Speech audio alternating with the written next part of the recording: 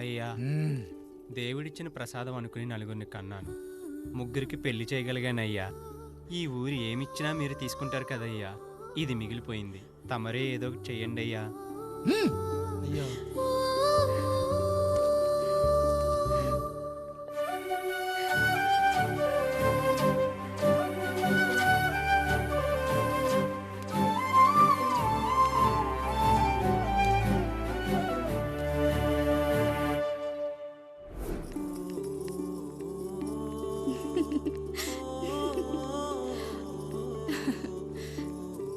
ఈ ఇల్లు, ఆస్తి, ఇంత గొప్ప భర్త, పిల్లలు చాలా ఆనందంగా ఉందండి.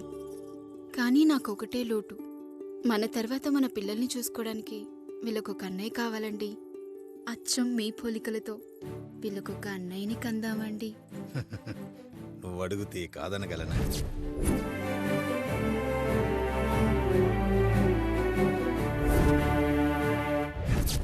నానా రాయుడెక్కడా? ఇప్పుడే వస్తున్నాను నాన్న.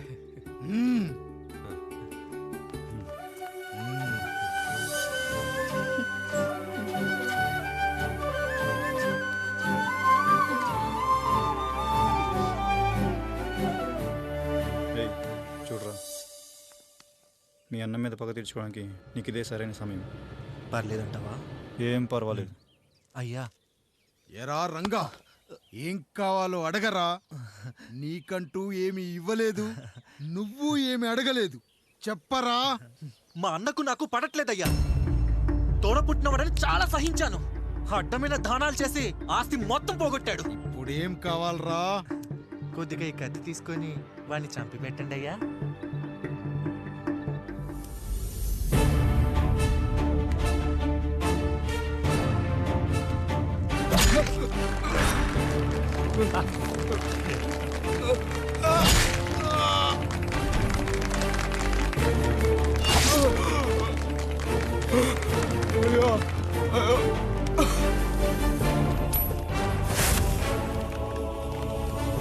నాయుడు, అన్యాయంగా మా నాన్నని చంపేశావు. గుర్తుంచుకో, ఈ నాయుడి కొడుకు నీ కుటుంబం పాలిట సైనికుడిగా మారబోతున్నాడు. నిన్ను, నీ కొడుకుని, ఆడికి పుట్టబోయే కొడుకుని అందరినీ లేపేస్తా.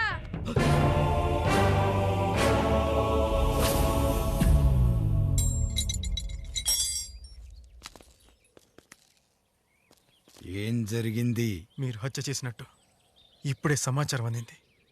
తగిన సాక్ష్యాధారాలు పరిశీలించిన పిమ్మట మీకు యావజ్జీవ కారాగార శిక్ష, 2000 రూపాయల జరిమానా విధిస్తూ అరెస్ట్ చేస్తున్నాను. అయ్యగారు నా కోసం చేసిన త్యాగాన్ని హత్య అంటుందా మీ చట్టం? ఇదెక్కడ న్యాయం? మనిషికి ఇచ్చిన మాట నిలబెట్టుకుంటే అరెస్ట్ చేస్తారా? ఏ దేశంలో ఉంది చట్టం? నన్ను ఏం చేయమంటారు రాయుడు గారు? 9వ తరగతి చదివి ఊర్లో గాలికి తిరుగుతున్నా నన్ను మీ మనిషి ఒకడు పోలీస్ స్టేషన్లో ఉండాలని నన్ను ఎస్ఐన్ చేశారు. సాటి మనిషిని స్వేచ్ఛగా హత్య చేసుకోవాలని దౌర్భాగ్య స్థితిలో బతుకుతున్నాం మనం. మీరు చేసిన ఈ గొప్ప పనిని అర్థం చేసుకునే సంస్కారం, విజ్ఞత, విజ్ఞానం మాకు లేవు సార్, మాకు లేవు.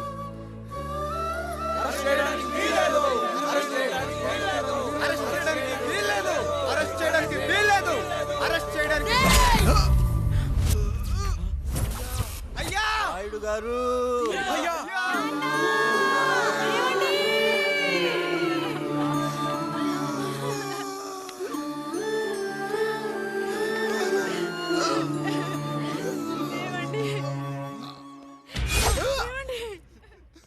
నొప్పిగా ఉందిరా.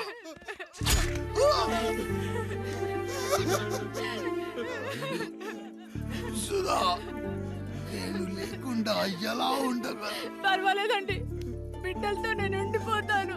అయ్యో, ఈ పాడు సమాజం నిన్ను మనశ్శాంతిగా బతకనివ్వదు.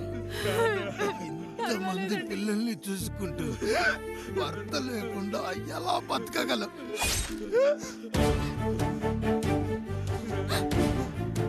వద్దండి.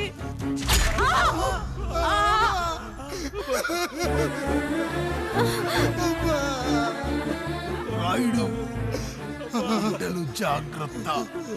ఈ రోజు నుంచి వీళ్ళంతా నీ తమ్ముళ్ళు, చెల్లెళ్ళు కాదు, నీ బిడ్డలు.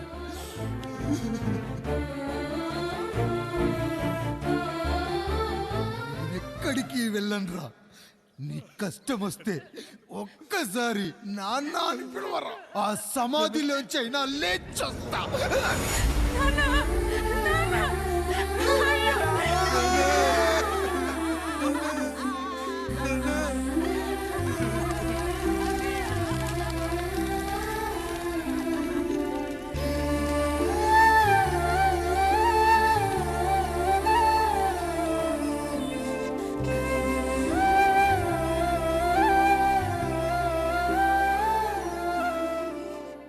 ఇందు మూలంగా 50 మందికి తెలియజేయనిదేమనగా ఊరికి కొత్తగా వచ్చిన యాండ్రాయిడ్ తన తండ్రి పెదరాయుడు అని ఆస్తిలో వాటా పంచమని రచ్చబండిని ఆశ్రయించడం వలన గ్రామ పెద్దలందరూ రేపు 11 గంటలకు రాయుడు గారి ఇంటికి రావాల్సిందిగా కోరుచున్నాము.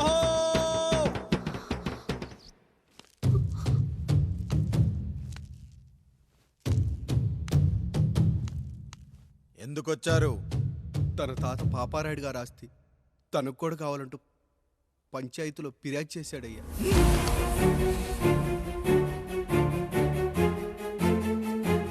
మస్తా గారు, ఆ దస్తావేజులు ఇవ్వండి. అయ్యా, మరి మా సంగతి ఏంటి? అడగరేంటి? అవునన్నయ్య. ఈరోజు మీ పన్మేష్ కొడుకొచ్చాడు, రేపు ఆ పాల్దాన్ కూతురు వస్తుంది. ఇలా వచ్చినోళ్ళంతా మీ సంతానమేని తెలిసాక అదిగో ఆ కాముడు చెప్పినట్టు మా ఆయన వాటా కిందో బాత్రూము, నాకో సబ్బు బిల్ల, నా పుట్టబోయే బిడ్డకో బొట్టు బిల్ల, ఇదే మిగులుతుంది. అయినా ఊరి జనాభా కన్నా అన్నయ్య పిల్లల సంఖ్య ఎక్కువైపోతుంది.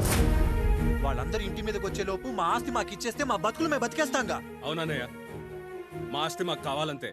ఎవరిని పట్టుకుని ఏం మాట్లాడుతున్నారయ్యా? గా ఉన్నప్పటి నుంచి ఆయన మిమ్మల్ని సాగుతూ ఉన్నారు. ఈరోజు పెరిగి పండయ్యాక మా దారి మేము చూసుకుంటాం అనడం న్యాయం కాదయ్యా, న్యాయం కాదు. ఏ ఆయన నీకో కొడుకునిచ్చాడా? వాడి పేరేంటి? ఐఫోనా? ఎరా, ఆస్తి కావాలా? 4 బ్రష్లతో తోముకుంటే ఎక్కడ విడిపోతామో అని నా బ్రష్ టూత్ పేస్ట్ నీకు త్యాగం చేసినప్పుడు అప్పుడు అడగాల్సిందిరా అన్నయ్య ఆస్తి కావాలి అని.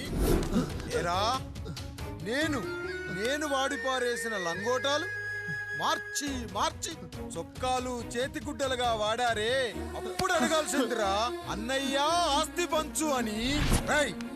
నువ్వు 6 నెలల పసికందుగా ఉన్నప్పుడు పాల కోసం ఏడుస్తుంటే నిన్ను తీసుకెళ్లి పశువుల దొడ్లో కట్టేశానే, అప్పుడు అడగాల్సిందిరా అన్నయ్య నాకు ఆస్తి కావాలి అని. మా తండ్రి గారు పాపారాయుడు పోలికలు నాకు, నా పోలికలు ఆండ్రాయిడ్కి. అసలు మా కుటుంబంలో ఏ పోలికలు లేని మీకు ఎందుకు ఇవ్వాలరా ఆస్తి? ఆస్తి లేదు, గీస్తి లేదు. Get out, get out, get out, get out, get out, get out అని నేను అనొచ్చు, కానీ అనగలనట్రా? అనలేను. ఎందుకంటే మీరంతా నా తమ్ముళ్ళు, నా చెల్లెళ్ళు. రక్తం తాగిన దోమ కూడా వెళ్ళేటప్పుడు కృతజ్ఞతగా ఏ మలేరియానో టైఫాయిడో వదిలి వెళ్తుంది. కానీ రక్తం పంచుకొని పుట్టిన మీరు ఈ అన్నయ్య కోసం ఆస్తి కూడా వదల్లేకపోతున్నారు కదరా. గుమస్తా గారు, నా యావదాస్తి నా తమ్ముళ్లకు చెల్లెళ్లకు వాళ్ళ పేర్ల మీద రాయండి. నాకు చిల్లి గవ్వ కూడా అక్కర్లేదు. ఇక ఈ ఇంటికి నాకు ఎటువంటి సంబంధం లేదు. లక్ష్మి, సావిత్రి, మీ చీరలు విప్పేయండి. ఇక్కడికి వచ్చేటప్పుడు ఏ చీరలు కట్టుకున్నారో వెళ్ళేటప్పుడు కూడా అదే చీరలు కట్టుకోండి. వెళ్ళిపోదాం. దస్తావేజులు తీసుకురండి.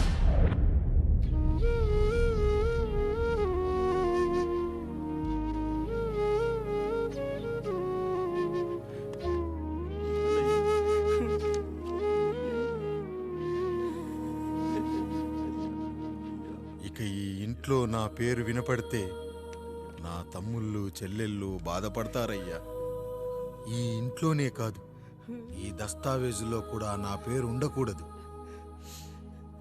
నేను ఇక్కడ సంతకం పెట్టి వీళ్ళ మనసు నొప్పించలేను. అయ్యా, మొత్తం వదిలేసి మీరెలా బతుకుతారయ్యా? ఎండకు నీడలా, వర్షానికి గొడుగులా నన్ను ఇన్నాళ్ళు కాపాడింది. కష్టాల్లో సుఖాల్లో నాకు తోడుగా నిలిచింది. నా నిజమైన ఆస్తిని, కుటుంబ గౌరవాన్ని కాపాడింది. ఇదేరా నా ఆస్తి అంతస్తు. ఇది మా నాన్నగారిచ్చిన లంగోట. బంగారం లాంటి తమ్ముళ్ళే లేనప్పుడు నాకు మాత్రం ఈ బట్టలెందుకురా?